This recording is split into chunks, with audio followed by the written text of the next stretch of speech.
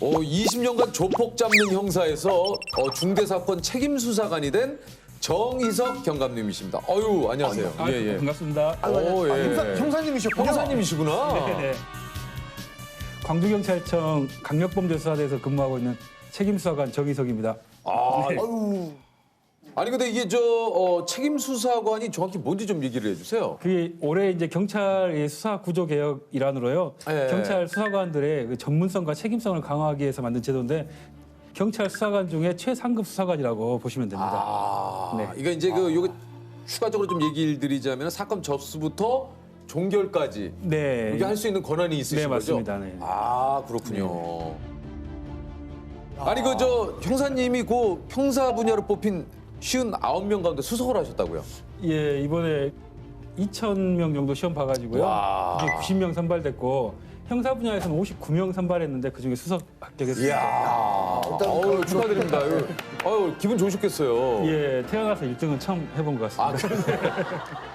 아니 경찰이 되신 지 얼마나 되셨어요? 경찰은 99년도부터 했으니까요. 22년 정도 했고 그중에 강력 형사로는 15년 넘게 생활하고 있습니다. 그러셨습니까? 네네네. 서울에 그럼 올라오신 지가 이게 한 얼마나 되신 건지? 서울로 뭐 범인 잡으러 자주 오고 있습니다. 네네. 범인 잡으러는? 네, 자주 있었고요. 특히 이제 기억 남는 건 2018년도 11월 달에 서울 경기 지역 조폭들이 광주에 이렇게 원정 보복을 왔던 사건이 있었거든요.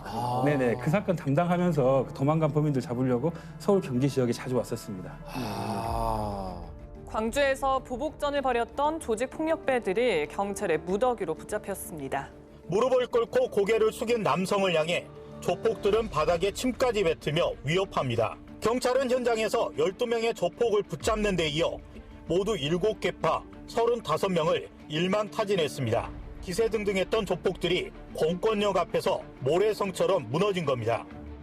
그게 어떻게 된 거냐면요. 이 광주 조폭 결혼식이 있었는데요. 네. 평소 친분이 있던 인천하고 이게 서울 지역 이 조폭들이 내려와가지고 결혼식에 참석하러 내려왔었는데 네네. 그 전날 술을 마시다가 이렇게 서로 시비가 된 거예요. 예. 근데 아무래도 이 광주 애들이 좀 홈그라운드기도 하고 이 쪽수도 많기 때문에 이겼죠. 때리니까 이제 맞은 애들이 서울 인천 애들이 자기 조직 애들을 새벽에 불러내린 겁니다. 인천하고 서울에서 한 30명이 새벽에 이 집결을 했죠. 그래가지고 그 정보를 미리 입수하고요. 현장에서 대부분 검거했는데 일부 도망간 범인들을 잡으려고 서울에 오신 거예요? 예, 서울 자주 왔어요. 그걸 또 잡았습니까?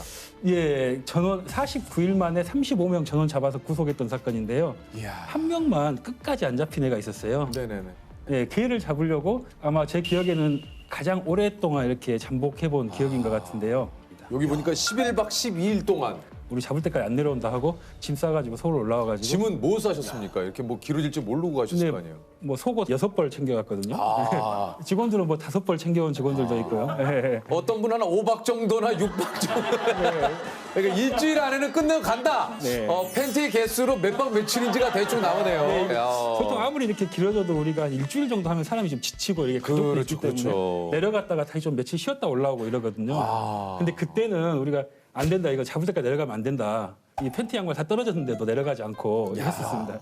그럼 계속 빨아서 그냥 있으셨던 건가요? 이제 그게 모텔에서 이렇게 저녁에 빨고 아침에 이렇게 드라이기 같은 걸 말려가지고 잘 때는 이렇게 노팬티로 어쩔 수 없이 어쩔 수 잘 없이. 때는 또 그렇게 노 팬티가 괜찮다고 그러더라고요. 남자들끼리 네, 뭐 그거는 뭐. 네. 같이요? 혼자 계신다 그럼? 같이는 좀. 같이. 아니 추리닝 같은 거 반바지 같은 거 이거. 그건 아니고 그건 아니고. 근데 덜미를 잡았습니까? 네, 그게 1월 12일 날 지금도 잊혀지지가 않는 날인데 새벽 2시였습니다. 집에 있던 애가 이렇게 혼자 이렇게 나오는 거예요. 그래서 이상하다 여기 따라가 봤더니 순대국밥집으로 들어갔는데 네. 거기서 걔를 딱 만나더라고요. 저희가 진짜 걔 기다리면서 그 전년도부터 고생 정말 많이 했거든요. 그래서 잡히면 진짜 이 새끼 콱 이렇게 이런 생각으로 딱 네. 준비를 했는데 어떻게 됐어요? 근데 막상 만나니까 그래서 너무 고맙더라고요. 그 나와신 게. 그 반갑고 이게 정말 오랜만에 만난 친구 같은 정말 너무 보고 싶었다 친구야. 이렇게 하면서 드디어 여기 있었구나. 진짜 너무 보고 싶었어. 반갑다 할 정도로 말이 나올 정도로. 근데 또 이렇게 계시니까 같이 올라왔던 형사님 같기도 하고. 맞습니다. 네. 든든합니다. 네. 아니 범인을 구속하고 퇴근길에 먹는 술이 있다고 그래요? 이게 형사들 사이에서 범인을 구속하고 나면 집에 안 들어가고 저희들은 이제 꼭 이렇게 술 한잔 하면서 이 사건을 복기해 보면서 이게 잘 됐고 이게 못 됐고 그때 우리 마시는 술을 우리는 구속주라고 합니다. 네. 그래서 범인을 구속시켜 놓고 마시는 술. 네. 구속주. 그래서 이제 형사들 사이에서는 이제 구속주에 취하고 구속주 맛을 알면 평생 형사 그만 못 둔다. 아무리 힘들어도. 예, 딱 구속시키고 났을 때 우리 예. 촬영 끝나고 마시는 것처럼 그런 거죠. 그러신가요? 범죄자들을 항상 이렇게 이제 잡으러 다니시니까 이게 사실은 그 항상 위험에 좀 노출이 돼 있는 거 아니겠습니까? 네, 그렇긴 한데요. 위험한 상황을 안 만드는 게 정말 베테랑 고수 형사라고 생각합니다. 예. 뭐 영화나 이렇게 보면은 막 추격해서 이렇게 잡는다든지, 그렇죠. 아니 막 싸워서 이렇게 예, 잡는다든지. 이런 건 조금 이렇게 이제 초보자 때 이야기고요. 고수들은 어떻게 잡? 저희 같은 경우는 이제 좀 기다리는 걸 더 하고 우리가 더 유리한 환경을 만들어 가지고 잡으면 좀 편하게 잡을 수 있습니다. 예를 들면요, 뭐 깡패들을 잡아야 된다. 그러면은 깡패들 숙소를 파악한단 말이에요. 그러면 숙소 앞에서 이렇게 딱 또 기다리고 있어요.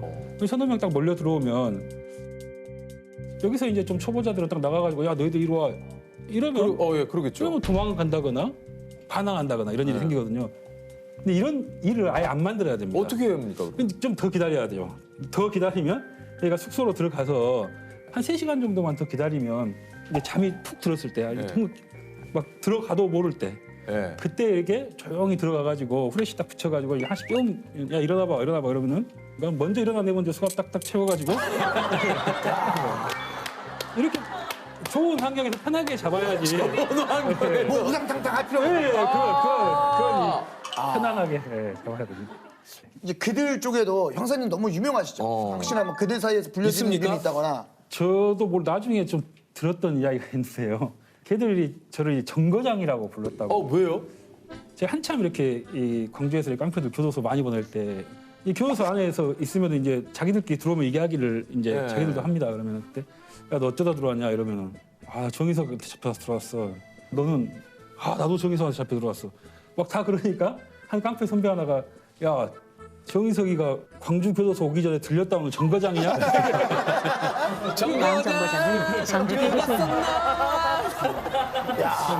아니 그분도 누군지 모르게 표현을 잘하셨네.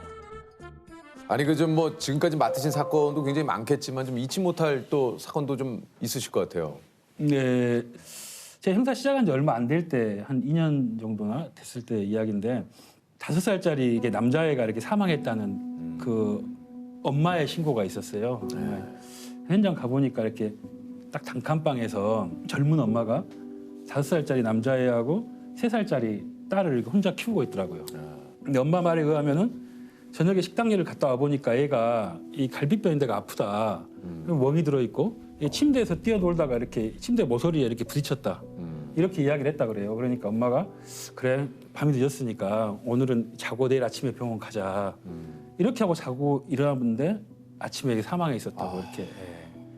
근데 그게 이런 사건이 수사가 어렵습니다. 왜냐하면 아이는 이미 사망해 버렸죠. 또 내부에서 집에서 있었던 일이고 기존의 증거를 찾기가 어렵기 때문에. 그런데 형사과 사무실에서 그 아무것도 모르는 3살짜리 그 여자 동생이 뛰어놀고 있는 거예요. 그래서 걔를 안고 앞에 편의점 가가지고 과자 같은 걸 좀 사주고 이렇게 딱 걸어오는데 지금까지 아무 말 없던 그 3살짜리 애가 제 귀에 안고 있으니까 귀 옆에 바로 있었거든요. 귀에 대놓고 아빠가 때렸어요. 딱 이렇게 이야기하는 거예요. 근데 이제 엄마는 아빠가 없다고 했었거든요. 그래서 이거 좀 이상하다 생각돼가지고 이제 동네 가가지고 주민들한테 이렇게 저 집에 아빠가 있냐 이렇게 물어보니까 최근에 엄마가 새로 동거를 시작한 남자가 있다 이런 이야기를 들었어요. 그래서 재조사하게 됐고 혹시 평소에 이렇게 맞는 걸 본 사람이 있을 수도 있으니까 돌아다니면서 다 이렇게 물어보고 다녔어요. 그러니까 사실 그 애가 아동 보호 전문 기관이라는 기관에 3번이나 이렇게 학대 의심으로 신고가 된 적이 있다는 걸 알았습니다. 그리고 그 신고자를 보니까 그 동네 이웃 아주머님이었어요. 그 아주머님이 애가 항상 멍이 들어 있고 막 이렇게 이런 모습을 자주 보니까 얘를 만날 때마다 이렇게 사진을 휴대폰으로 찍어 옷을 벗겨가지고 그래요? 상처까지 전부 다 찍어놓고 동영상으로 얘야 너 이거 어떻게 다친 거냐 이렇게 물어보고 얘가 그 아저씨가 때렸어요 이런 이야기를 한 것을 직접 그 살아있을 때 담아놓으셨더라고요. 누군지 몰라도. 네, 그래서 이제 그 증거가 이제 있으니까 그 범인을 잡아가지고 우리 구속했던 사건이 있거든요. 마치 그 억울하게 죽은 애가 그 동생을 통해서 저한테 이렇게 그러니까요. 뭔가 이야기를 한 것 네. 같은 느낌이잖아요. 그래서 분명히 그냥 묻힐 뻔한 사건을 평소 이웃 중에 누군가가 그걸 다 기록에 남겨놨다는 게 그분한테 너무 고맙고 그분도 자기 힘 다하는 데까지는 그 애를 좀 지키려고 했었다는 생각을 하니까 더 마음이 먹먹하고 근데 그래도 우리가 지키지 못했다는 게 또 미안하기도 하고 네, 그 사건은요 연쇄 강도 강간범 맞아요. 예, 이런 걸 이제 한참 또 그게 네, 이게- 예, 사회적인 이슈가 좀 된 적이 있죠. 맞습니다. 2000년대 초반까지만 해도 이런 네. 사건들이나 범인이 아주 많았습니다. 각 지역마다 막 있을 정도로 네네. 그런 사건이 이렇게 획기적으로 이렇게 없어지게 된 이유가 2010년도에 이렇게 DNA법이라는 게 통과를 했거든요. 그게 어떤 법이냐면은 강력 범죄자들의 DNA를 채취를 해가지고 이걸 미제 사건 현장에서 발견된 DNA와 대조를 해서 범인을 특정하는 이런 법안이 통과돼가지고 범죄자 DNA를 보관할 수 있는 법률이 그 당시에 국회를 통과를 했죠. 아 그럼 그 전까지는 그런 DNA를 보관하는 게 이게 없었던 거예요? 저희는 현장 것만 보관하고 있어서 범죄를 잡아도 범인이 누군지는 알 수 없었어요. 근데 특정 11개 조항에 해당되는 그 범인의 것일 경우에는 현장에서 찾으면 바로 범인을 잡을 수 있는 그런 시스템이 된 거죠. 근데 그때 이제 우리 관내에서도 13년 전에 발생한 이제 강도강간 미제 사건이 있었는데 최근에 출소했던 어떤 다른 강력 범죄자가 이 DNA가 그 사건 현장의 DNA 일치한다 범인이다 이런 감정서를 제가 받았어요. 그래가지고 네. 그 사건을 접수해가지고 출소한 범인을 다시 잡아서 구속해서 교도소 보낸 일이 있죠. 근데 거기서 제가 어떤 생각을 했냐면 이 경찰은 이렇게 범인을 잡으면 피해자한테 이렇게 범인이 잡혔다고 이렇게 알려주게 돼 있거든요. 근데 이걸 알려주는 게 맞나 이런 생각을 제가 했습니다. 왜냐하면 피해자한테는 좀 잊고 싶은 과거일 것 같고 다시 내가 이야기를 꺼내면 또 트라우마가 생길 것 같은 그래서 이제 그 고민을 했단 말이에요. 제가 이게 성폭력 상담소를 찾아가가지고 선생님한테 상담을 드렸습니다. 선생님 이런 상황인데 제가 알려줘야 되나요? 이렇게 물어보니까 그 선생님은 너무나 당연하게 이거 너무 당연히 알려줘야 됩니다. 이 전화를 걸었어요. 네. 그래가지고 저 어디 경찰서 강력팀의 누구입니다. 이렇게 네. 이야기하고 이 사건을 이야기하려는데 어떻게 말을 꺼내야 되나 싶어서 머뭇머뭇 이렇게 하고 있었는데요. 그 피해자가 혹시 잡혔어요? 이렇게 13년이나 됐고 내가 그 사건에 대해 이야기도 하지 않았는데 그 이제 경찰서 이름만 듣고 혹시 잡혔어요? 이렇게 물어보더라고요. 그래서 잡혔습니다. 잡혀서 교도소 갔고요. 이렇게 너무 늦게 잡아서 죄송합니다. 이랬더니 그때부터 그 피해자가 막 울면서 정말 이 전화를 너무 오랫동안 기다렸습니다. 감사합니다. 이렇게 이렇게 말씀을 하시면서 한참 울었고요. 그날 저녁에 그 피해자 아버님이 또 찾아오셨어요. 저를요. 그래서 지금 제 손 잡고 형사님 정말 너무 고맙습니다. 제가 얘를 키우면서 그때 지켜주지 못했다는 좀 미안함 때문에 얘 얼굴을 똑바로 한 번도 본 적이 없습니다. 너무 감사합니다. 이렇게 말씀하시더라고요.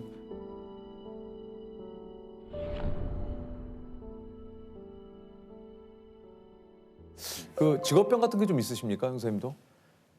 집사람이 자주 하는 말인데 집사람이 밖에서 뭐 속상한 일이 있고 이러면은 집에 와가지고 저녁에 저한테 이제 하소연 같은 거 하잖아요. 네. 오빠 이번에 누가 이렇게 나한테 이러더라 막 이렇게 얘기를 하면 이야기를 하면 그랬어 이렇게 좀 호응을 해줘야 되는데 그래? 너는 어떻게 했어? 아니면 내가 봤을 때 이건 상대방 이야기도 들어보고 결정을 해야 이벤트로 이렇게 이게 저도 안 그러려고 하는데 사실려고 확인을 가족이고 남편이 아니라 이게 형사의 입장에서 자꾸 그러니까 집사람이 오빠랑 이야기하면 항상 조사받는 느낌이다. 그러니까. 이야기 대화가 하기 싫다 이렇게. 아 진짜 그래. 그래서 별로 대화가 없이 네. 살아가고 있습니다. 그래서 대화가 없이 살아가고 있어. 대화를 많이 하면 꼭 싸우더라고요. 그래서 경찰입니다. 무슨 일이세요? 네, 여기 사장님 집이거든요. 짜장면이요? 혹시 남자친구한테 맞았어요?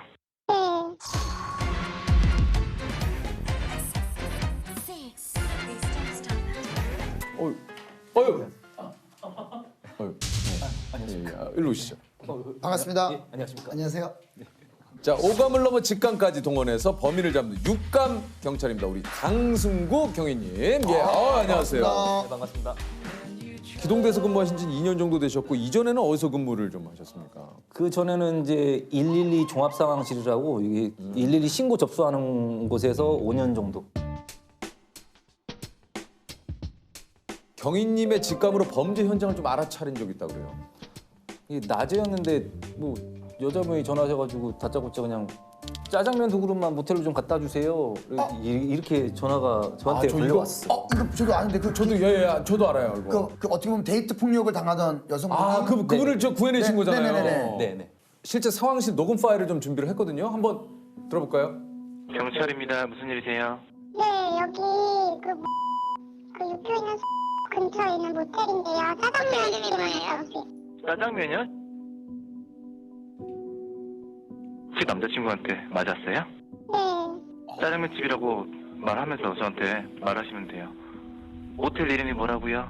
여기 모텔? 네, 그게 부근에 있는 건가요? 네. 여기 502호예요.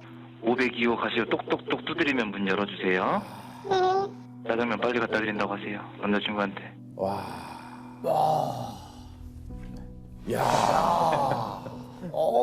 근데 들으면서도 이 정말 전화를 하신 그 이분께서도 정말 참 잘하신 네, 거잖아요. 네, 네. 그 상황에서 기지를 발휘를 하신 거니까.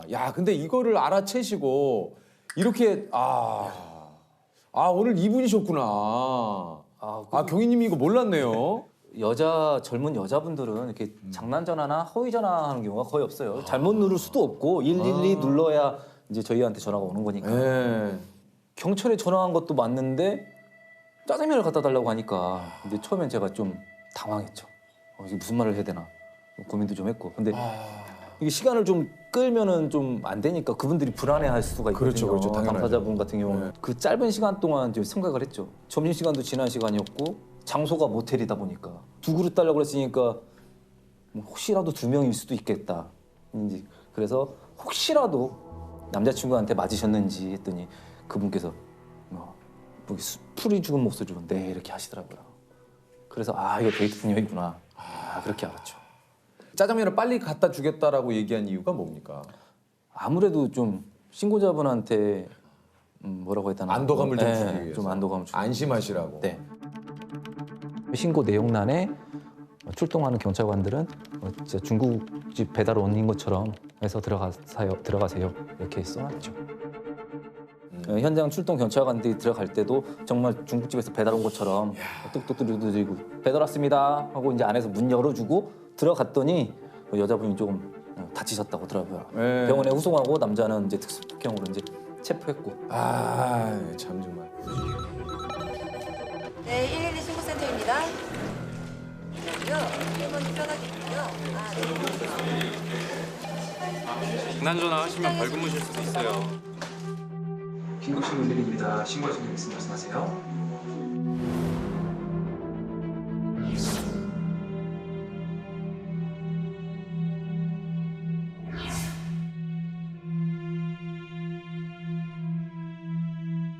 어느 날 밤 새벽 한 4시 정도 했는데 전화를 한다 하더라도 잘못 누를 수 없는 시간이잖아요. 뭐 전화번호 보고 이렇게 누르는 시간인데 새벽 4시에 전화가 왔는데 아무 말씀 안 하시는 거예요. 잘못 누르지는 않았을 거고. 그래서 혹시라도 말씀을 못 하시는 상황이시면 핸드폰을 한번 톡톡톡 두들겨 보시라. 화면 같은 데 이렇게 두드리면 소리가 저한테 들리거든요. 진짜로 톡톡톡 두드리시더라고요. 이거 좀 이상한데? 말씀을 못 하시는 상황이고 제가 시키는 대로 했으니까 이거 이상한 상황이잖아요. 그래서 조용히 말해야 되겠구나. 그래가지고 여보세요. 무슨 일이세요? 혹시 거기 옆에 남자 있어요? 막 이런 식으로 이제 조용히 얘기했더니 그냥 여자분이 이제 그때서야 이제 좀 조금씩 말씀하시더라고요. 처음 본 남자랑 같이 술 먹고 나 이 남자 집에 왔는데 그다음부터 이제 말씀을 좀 흐리시면서 이제 못 하시는 상황이어가지고 아 이거 좀 감이 안 좋다. 새벽이고 그래서 좀 성폭력에 대한 가능성이 좀 있겠다 싶어가지고 이제 그분 위치를 좀 파악하는 게 급선무였는데 또 핸드폰 위치도 주택가로 나와서 굉장히 좀 찾기가 어려운 어딘지를 딱 특정하기가 힘들었군요. 거기서 이제 이분을 가장 위치 찾기 위한 방법으로 이제 생각해 본 게 화장실이 혹시 있는지 그 안에 화장실 창문 열어서 거기다가 뭐 휴지도 던지세요, 뭐 수건도 흔들어 보세요. 그래야 경찰관들이 출동할 때 좀 새벽이니까 보고 찾을 수 있으니까. 조금이라도 좀 찾기가 좀 편할 수 있으니까 그렇게 해가지고 다행히 찾았어요. 찾아가지고 네, 성폭력으로 와. 입건하게 됐었죠. 아. 대단하시네요. 이 접수 경찰관들이 여러 가지 생각을 해야 돼요. 신고자분들은 당황되고 그쵸. 그러면 자기 위치도 모르고 막 신고를 어떻게 해야 되는지 모르고 막 이러기 그러니까요. 때문에 왜냐면 이게 소리를 낼 수 없는 상황일 네. 수도 있으니까. 그런 상황을 대비해서도 이제 저희도 계속 어떻게 해야 되겠다라고 이제 계속 생각을 해야 돼요.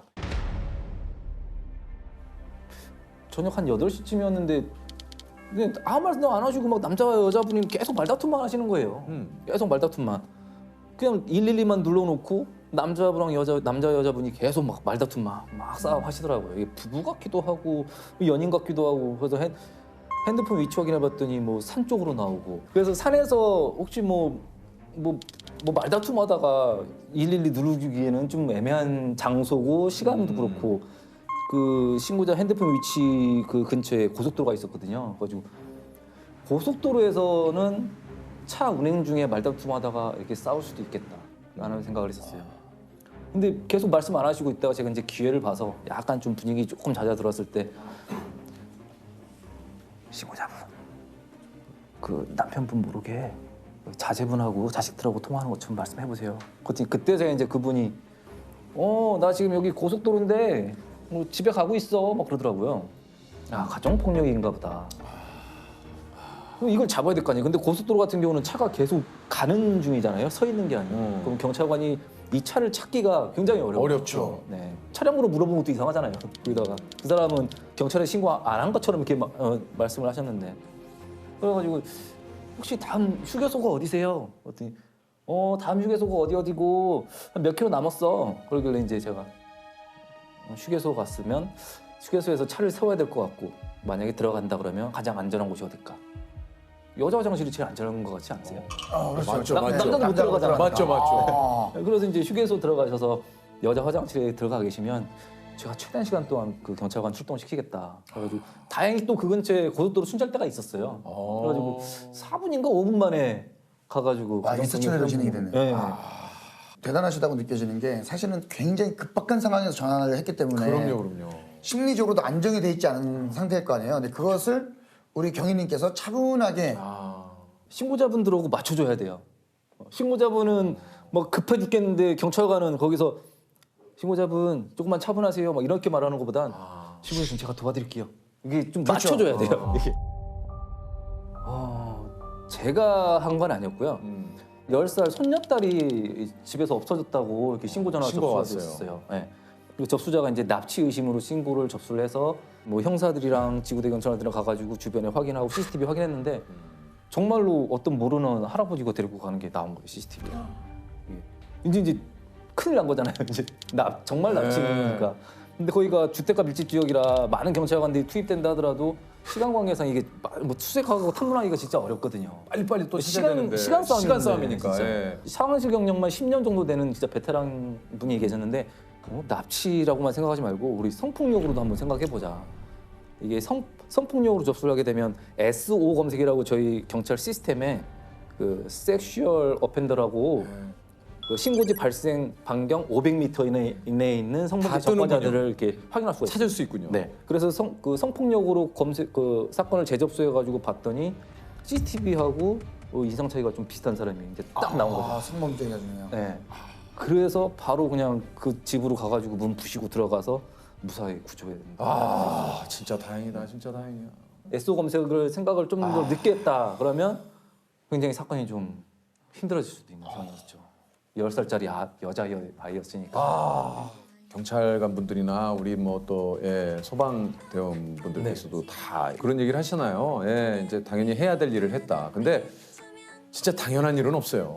예, 많은 분들과 이 진짜 지금도 얘기 들었지만 이분들의 어떤 노력이 없으면 우리가 어떻게 이렇게 일상을 네, 맞습니다. 편안하고 안전하게 생활할 수 있겠습니까? 사실 저희가 이런 거에 대해서 이게 무슨 일이 있을 때만 그러지 말고 항상 좀 기억을 많이 해야 됩니다. 다시 한번 진심으로 또 감사를 한번 또 드리겠습니다. 진짜 고맙습니다. 너무 감사합니다. 예.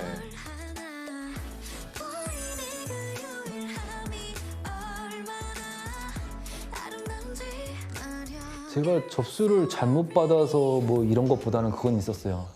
저 시골이었었어요. 여주인가 그쪽이었는데 거기는 이제 도로에 고라니 같은 게 이제 그 로드킬 당하면 그게 도로 안에 있으면 경찰에서 처리를 해야 돼요. 교통사고가 날 수가 있기 때문에 도로에 있다고 신고가 들어왔어요. 그래서 저는 출동을 시켰는데 출동했던 경찰관이 그때 그 고라니 치우다가 사망사고 당했어요. 그때 그때 진짜 울컥했어요. 그때는. 뭐 제 잘못은 아닌데 저 때문에 사람이 그것도 직원인데 저 같은 동료인데 그런 분이 고라니 치우다가 뭐 큰 사건을 한 것도 아니고 도로변에 고라니 치우다가 교통사고로 사망사고 났다고 그때는 좀 보내지 말았어야 되나 그런 후회도 들고 좀 그때는 좀 그랬어요. 나 때문에란 죄책감. 연세도 많으셨는데 좀 그랬어요. 후회라기보다도 좀 많이 안타까웠어요. 어쨌든 신고자들도 뭐 사건이 잘 해결됐으면 참 좋은 거고 출동했던 경찰관들도 안 다치고 무사하게 잘 사건 마무리 치면 참 좋죠.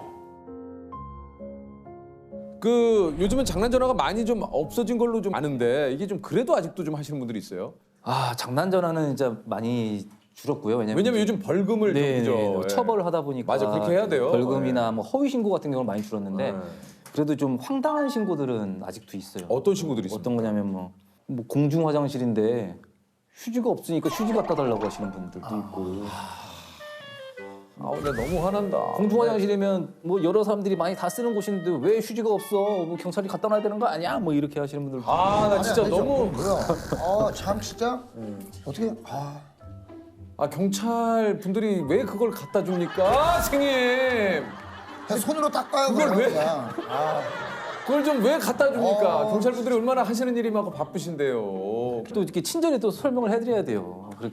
그렇게 왔다 하더라도 안 됩니다 고 끊어볼 수가 없고 신고자분 죄송한데요. 뭐 112는 긴급 범죄 신고센터라서 경찰관이 이렇게 출동해서 도와드릴 수는 없고요. 근처에 있는 편의점 가셔서 휴지 사셔서 이게 얼마나 에너지 낭비예요. 이게 얼마나 이게 이런 경우도 있어요. 술에 많이 취하신 분인데 자기가 납치됐다는 거예요. 남자 2명이 저를 태우고 막 가고 있다는 거예요. 계속. 근데 주변에서는 여기 목소리가 들려요. 납치됐을 때 뭐 그런 소리는 아닌데 뭐 옆에 주변 소리에서 목소리가 막 들리더라고요. 근데 이분은 계속 막 자기 납치됐다고 좀 있으니까 이제 옆에서 어떤 사람이 전화를 받아서 이렇게 저랑 이렇게 통화를 하는데 경찰관이더라고요. 이분 지금 술이 만취해가지고 뭐 집에 가고 집에 지금 데려다 주고 있는데 자기 납치됐다고 계속 우기고 있다고.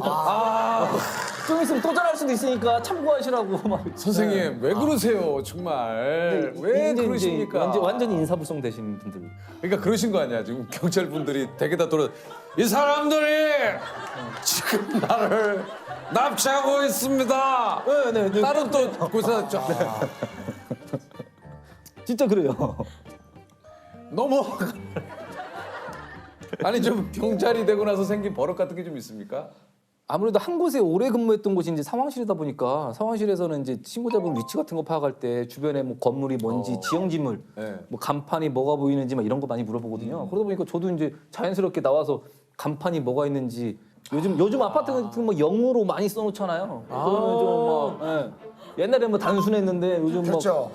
맞아요. 뭐 무슨 뭐 빌 뭐 이런 것도 있고.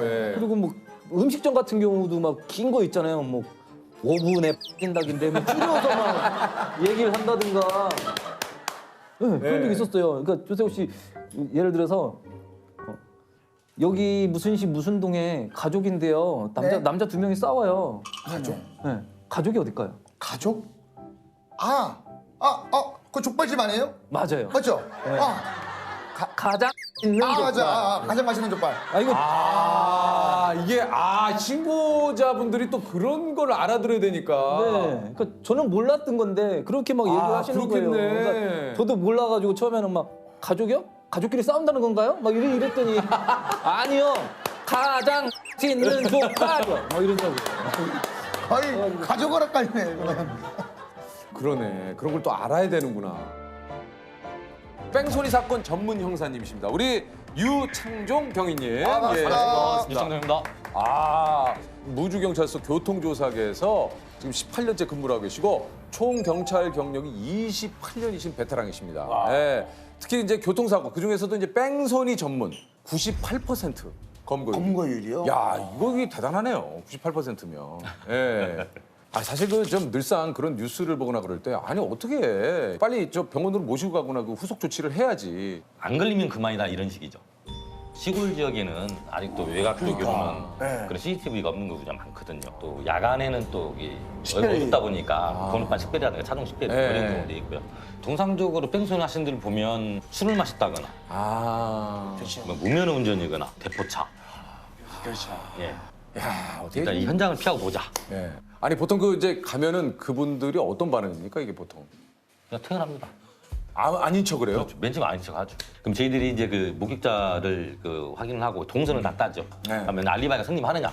그리고 그 핸드폰 사용 내역, 위치 추적, 기준 구조가 있지 않습니까? 그까지도 하고. 근데 그래도 경위님이 보시면 아닌 척해도 느낌이 딱 옵니까? 보지 않. 그냥 한 5분 얘기 나누면 느낌 딱 오죠. 아무리 거짓말을 해도 몸이 반응을 하거든요. 어떻게 반응을 몸이 뜹니다. 말은 그냥 아니다고 하는데 몸은 벌써 반응을 떠오르고 있어요. 이게 무조건 범죄를 저지르면은 이게 티가 나게 돼 있어요. 그러니까 완전 범죄는 없는 거잖아요. 아니 뭐. 네. 뺑소니 현장에 도착하면 가장 먼저 이제 하시는 일은 보통 이 현장 점검을 좀 제일 먼저 그렇죠, 하시겠죠. 이제 예. 인명 상태부터 보죠.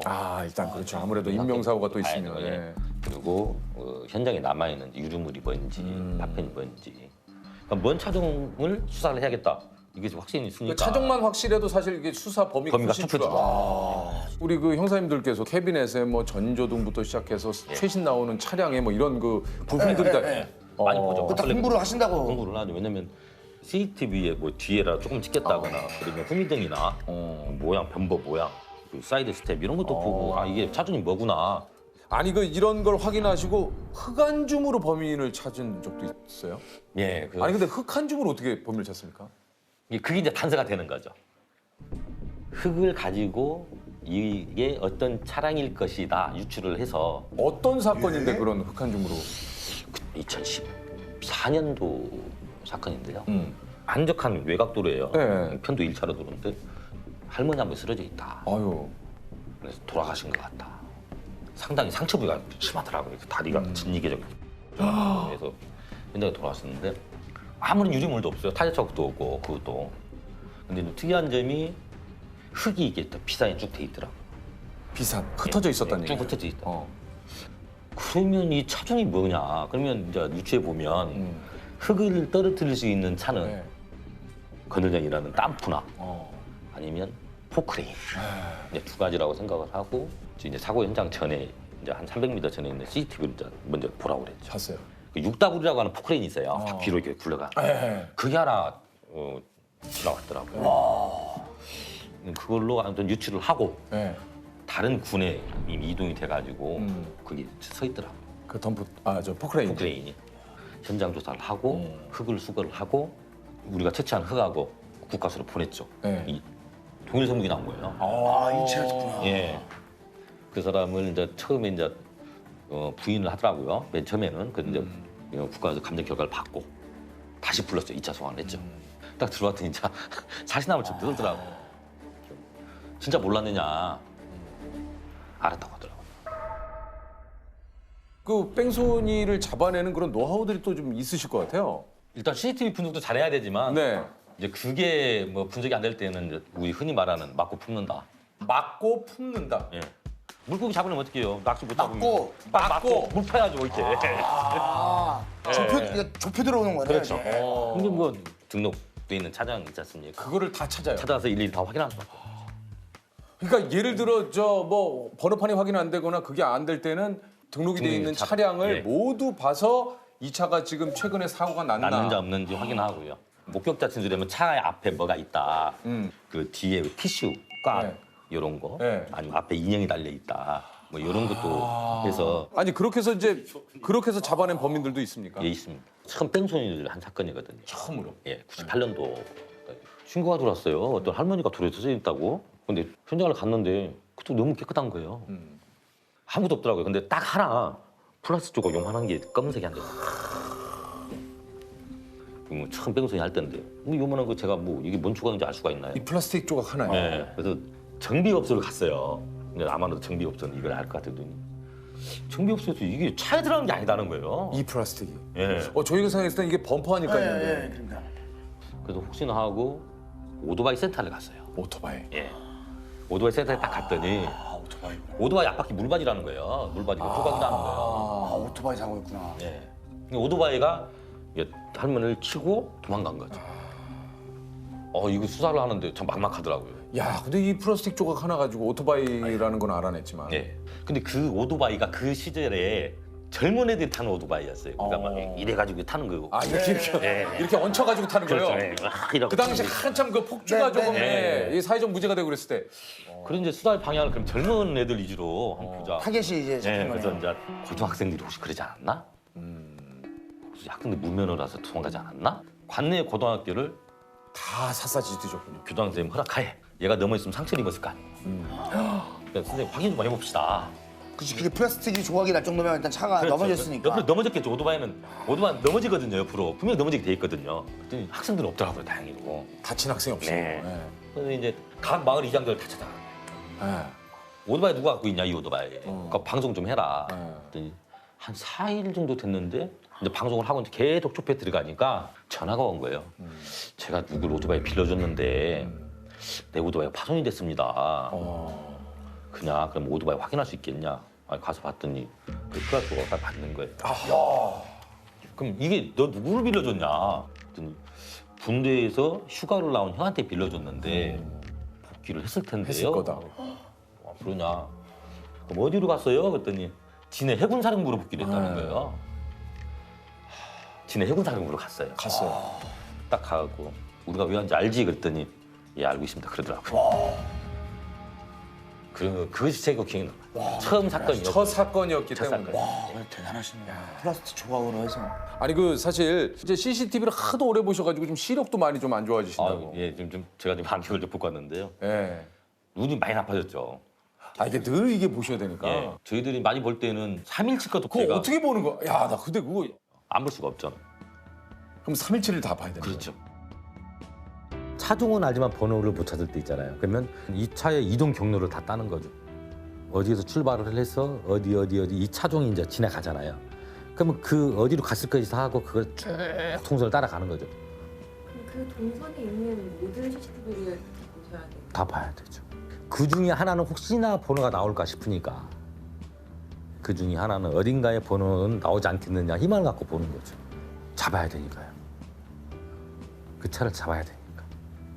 찾아야 되니까. 교통사고로 해서 돌아가신 분들 있잖아요. 그럼 1차적으로 또 이제 영안실을 들어가요. 저희들 도와주면 사진을 찍어요. 서류에 다 이제 붙여야 되니까 들어가서 눈 감고 기도하고 죄송합니다. 사진 찍겠습니다. 꼭 잡아드리겠습니다 하고 사진을 찍거든요. 그 나와서부터 시작한 거예요. 전국에 계신 교통조사관들이 아마 다 그렇게 할 거예요. 이 차를 찾기 위해서 진짜 어딘가에 번호 하나라도 한두 개라도 찾기 위해서 그걸 다 하고 있을 거예요. 그럼 이제 최고빠른 16km 막 돌리다가 차가 하나 옆에 스쳐간다. 네. 뭐 붙었다 그러면 딱 멈추죠. 그럼 다시 빼. 그럼 다시 16km 말고 또 다시 멈췄다가 다시 빼. 다시 빼. 아, 말이 3일치지. 16배속으로 돌려도 24시간 이 사람아 돌려봐 이 사람아. 돌려봐 이 사람아. 그거 왜 저한테. 아 죄송합니다. 아니 근데 요즘 기술이 좋아져가지고 드라마나 영화 보면은 막 이렇게 막 확대해봐. 자 조금 화상도 좋게 해봐. 뭐 번호 딱 나오던데. 뭐 미국 뭐 CSI인가 네. 그걸 보면 막 이렇게 참 뭐. 번호가 딱 나오고 막 위성에서 막 짜가지고 위치가 막 되게 차이가 뭐, 안 나오고. 그쵸. 아니에요? 저희들이 그것 때문에 힘들었거든요. 왜요? 우리나라 절대 그런 거 없거든요. 근데 그 미국 CSI가 보고 사람들이 뭐 우리나라 이거 안 되냐? 이거 뭐 번호 하나만 나오면 다 아는데 이걸 왜 모르냐? 그러니까. 그 아예 미국도 그런 시스템이 없을 거예요. 아, 제가 맞아. 제가 영화니까, 들었거든요. 영화니까. 영화니까 그런데 영화 속 이야기는 영화다. 영화로만 생각하시고 그러니까 사실 그 영화 속에 007 예. 제가 얘기했잖아요. 우리나라에 와서 도로 이제 있는 그대로 하게 되면은 그 일단 안전벨트 무조건 해야 되고. 예. 범법행위를 못해요. 많이 범법행위. 시속부터 시작. 예, 시속부터 시작해서. 자동차도 너무 많이 개조를 하면 그것도 법에 걸리는데 네. 그뭐 완전 배트맨 차도 그렇고요. 다 그거 법에 걸리는. 배트맨 차도 지금 우리나라 국내 법상으로는 개조를 너무 심하게 한 거죠. 그거. 그리고 또 옷을 그렇게 입고 타면 안 되거든요. 차를 탈 때. 예. 예, 너무 과한 코스프레가. 그건 그 사람의 아이덴티티지. 아니, 근데 뭐- 자기야 그거는 배트맨 코스프레가 아니고 그 사람의 배트맨인데. 신분 조회가 안 되기 때문에. 예. 예. 좋아하는 차종이 있으십니까? 그냥 이렇게 있다 보니 이쁘다는 차들도 있을 거 아니에요. 이쁘다고 하는 차종이요. 예. 보면 참 이 차는 이쁘다. 내가 저기 뭐 막상 타고 싶다 이런 차가. 아, 개인적으로 그냥 예. 희망상이라고. 희망사항이죠. 예. 벤틀리? 벤틀리. 벤틀리. 예. 좋아요. 벤틀리 좋죠. 이쁘더라고요. 벤틀리 좋아요. 예.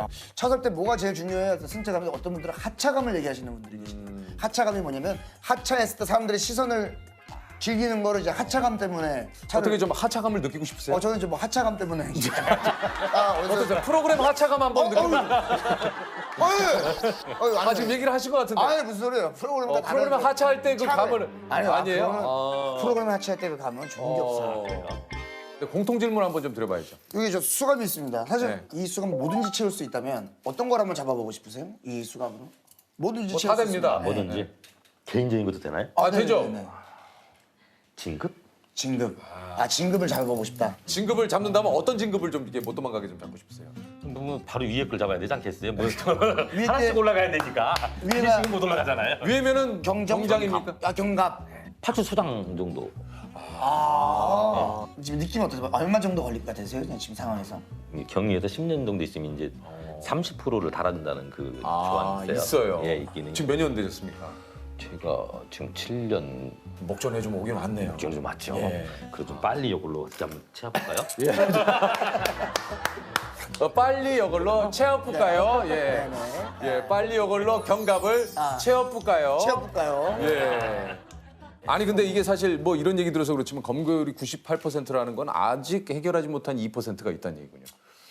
예. 이거는 뭡니까? 사망 뺑소니인데요. 예. 그게 한 20년 가까이 되네 벌써요. 야 그때 뭐 이게 CCTV도 거의 뭐 거의 없을 없었고요. 때네요. 예. 그 밤에 비가 이제 오고 있는데 그 도로에 사람 한 분이 쓰러져 있다고 이제 신고하는 거예요. 가서 보니까 진짜 사람만 쓰러져 있지 파편도 없고 아무것도 예, 없어요. 타이어 자국 하나도 없고 아, 빗물에 다 또 이게 예. 쉽게 내려가니까. 아무도 없어요. 그래서 부검도 하고 또 국가수의 옷도 다 보내고 해서 다 이제 감정까지 했는데 아무 흔적을 찾지 못했어요. 목격자도 없고. 예. 야, 그러나 뭐 예전에도 한번 좀 저희가 그 그알 특집에서 얘기를 하셨잖아요. 언젠간 잡힌다. 네네. 예, 이게 또 좀 이렇게 노력을 하고 계시니까. 안 해본 것이 없을 것 같아요. 진짜로. 통신수사, 부검, 거짓말 탐지기, 법체면까지도 해봤거든요. 밤에 돌아가신 분 쓰러져 있던 자리 우리가 표시를 해놓잖아요. 이렇게. 그 자리에 누워서 생각을 합니다. 그게 어떻게 보면 미신일 수 있는데요. 교감이라고 하죠, 우리가. 사건하고 어떻게 해결을 하려고 했던 교감, 그 다음 느끼게 해서 그렇게도 해보고. 얼마나 원통하겠어요, 진짜로. 잘 걸어 다니고 잘 생활하다가 어느 한순간 누구인지도 모르는 사람한테 죽임을 당한 거 아니에요. 진짜 그 사람 찾아서 얼굴 한번 보고 싶어요. 어떤 사람인지.